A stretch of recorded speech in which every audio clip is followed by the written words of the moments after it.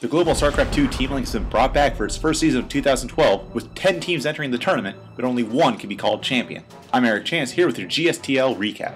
In the opening matchups for Group A, we saw FXO take on Slayers, and Xenix take on the team-up of OGS and Team Liquid, also known as OGSTL. FXO vs Slayers was a hotly contested match. Starting off the action was FXO Choya vs Slayers Crank, where Crank was able to outmaneuver Choya to take the first set for Slayers. With this win, Crank was able to push through the best early cheesing, but fell to FXO Lucky's attempted base race in the third set of the day. With the series at 1-2 in favor of Slayers, Lucky took on Clyde, where we saw the FXO Zerg play a macro-intensive game, ultimately taking advantage of Clyde's poor micro during the early pushes. With the series tied, Lucky took on Puzzle, where the Protoss player attempted to forge fast expand. Lucky, however, was able to snipe the same expansion of Puzzle twice, but despite a solid defense by the Protoss, Lucky's macro proved too strong and another base race occurred, where Lucky again prevailed. Being behind in the series, Slayers sent in their multi-time Codex champion, MMA, to stop the seemingly unbeatable Lucky. MMA utilized his Hellions to deny Lucky's third expansion, culminating in a final engagement where Lucky, who ran through 4 Slayers players, was defeated. The FXO team then decided to send out a champion of their own, in the form of MLG Providence champion, Leenock. This matchup was truly amazing as MMA's bunker pressure forced Leenock to pump out Zerglings early in the game. Despite their early run-bys, MMA's multitasking was just too good, having dropships drop units everywhere, throwing tanks, marines, even Thors at Leenock. These drops were Leenock's undoing, and MMA was able to defeat the Zerg player, taking the series 4-3. In the final set, all FXO Oz had to do was win, and the series would be tied 4-4, forcing an ace match. This game was played on ESFI Cloud Kingdom. MMA again used bunkers to pressure his opponent early on, taking off probes and supply blocking the Protoss player. With this early lead, MMA opted to put down a third command center, prompting Oz to react by setting up a third base of his own. Ultimately though, MMA's early attack did so much damage that MMA was able to muster up a 2-2 bio army before Oz even had any forges up. The second matchup of Group A had Xenix take on OGSTL to determine the next round matchups. To start the series off, OGSTL sent out Vines to face Xenix captain Suho Sin, also known as Line. Vines and Line both went for Forge Fast Expand and Speedling Expand respectively. However, Vines was able to barely defeat Line with a 7-gate Blink Stalker all in. With OGSTL in the driver's seat, Xenix then sent out J-Jun to face Vines. Despite the effective use of nuclear bombs, Vines was able to capitalize over the Terran player after a bad engagement on a ramp. Vines was then set to face Avenge in a PvP matchup.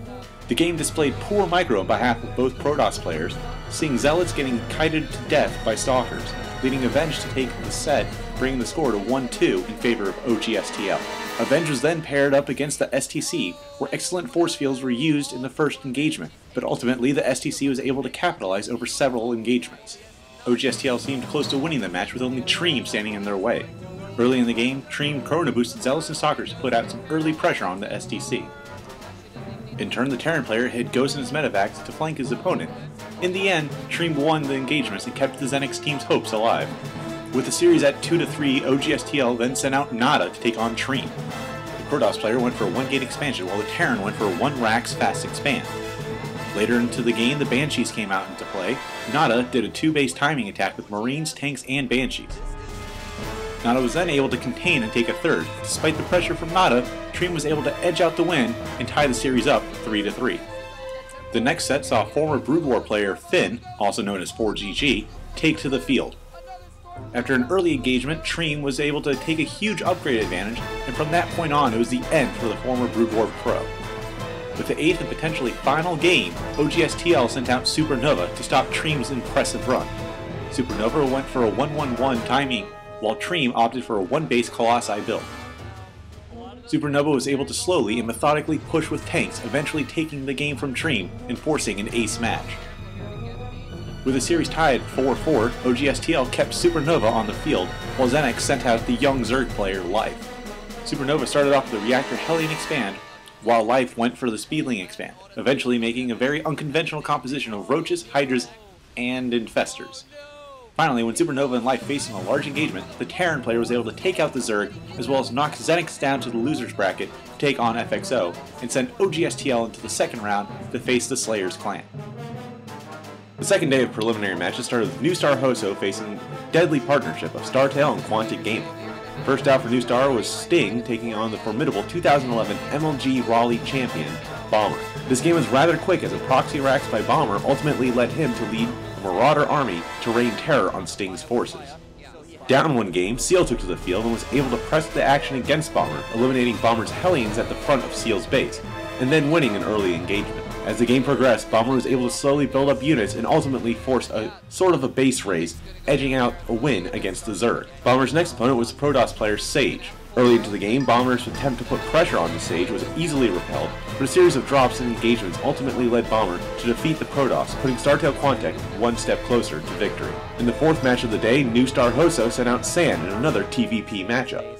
The game featured a Warp Prism attack from Sand, leading up to two major engagements, but again, Bomber was able to come out on top. In the fifth, potentially final match, November 2011 Codes champion Jockji was poised to take on the red-hot Bomber in a TVT matchup. The two Terrans went for different openings, where Bomber went for a Reaper Expand, while his opponent opted for a 1-Rax Expo. Early into the game, a pivotal engagement at Jockji's Natural led to Bomber to attempt Marine drops. The match became even more nerve-wracking for New Star Hoso as Jockji and Bomber engaged in the second base race of the day, where Bomber prevailed and committed the first all-kill of the GSTL for the year, sending his team on to the next round to face the winner of the TSL Incredible Miracle match. The final opening round match took place between TSL and Incredible Miracle. The opening game was between I Am Yoda and TSL Shine, where Yoda utilized a proxy racks against the Zerg's Fast Hatch Open. The proxy racks helped Yoda engage Shine at the front of the TSL player's base, enabling a huge drop to come in and win the game for the Terran. Revival was then sent out to take on Yoda in another TVZ, where again Yoda's style was too much for the Zerg, getting ahead in economy and ultimately defeating Revival in a huge engagement. Yoda was then set to take on Cyrano, where Yoda used upgraded bunkers to contain and easily choke the life out of the Protoss player. The fourth match looked like Yoda would be en route to claiming the second all-kill of the season, where he was up against yet another Zerg in TSL Symbol.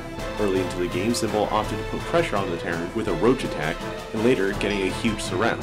Despite Yoda having a few drops, Symbol was just too much, and TSL kept their hopes alive, taking the game. Seed was then sent out by IM in a PVZ matchup.